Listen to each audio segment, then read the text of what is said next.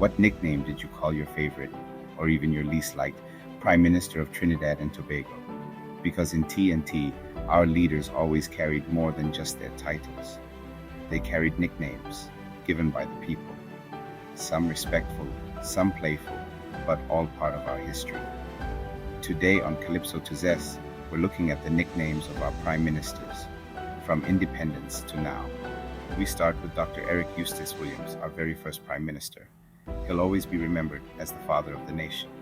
The name comes from his role in leading us into independence in 1962 and later into Republican status in 1976. His nickname is one of respect, legacy, and national pride. Next came George Michael Chambers. We couldn't find any widely used nickname for Chambers. Maybe the people just never gave him one that stuck.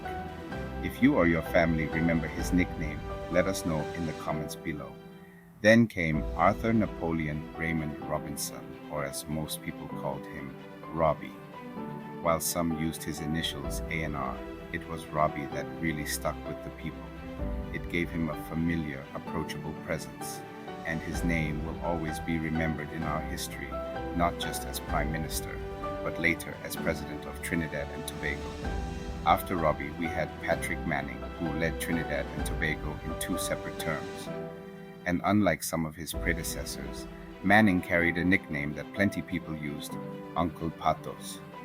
It was affectionate, warm, and gave him the feel of a trusted family figure in the nation's political life. Of course, we can't forget Basdeo Panday, the fiery orator and one of the most charismatic politicians in our history. He was called the Silver Fox, a nickname that reflected his sharp political instincts and of course his silver hair. Whether you admired him or not, the Silver Fox was always a force to be reckoned with. In 2010, history was made when Kamms became the first woman to ever serve as Prime Minister of Trinidad and Tobago. To the people, she was affectionately known as Auntie or Tanti Kamms, a nickname that felt close, warm, and familiar.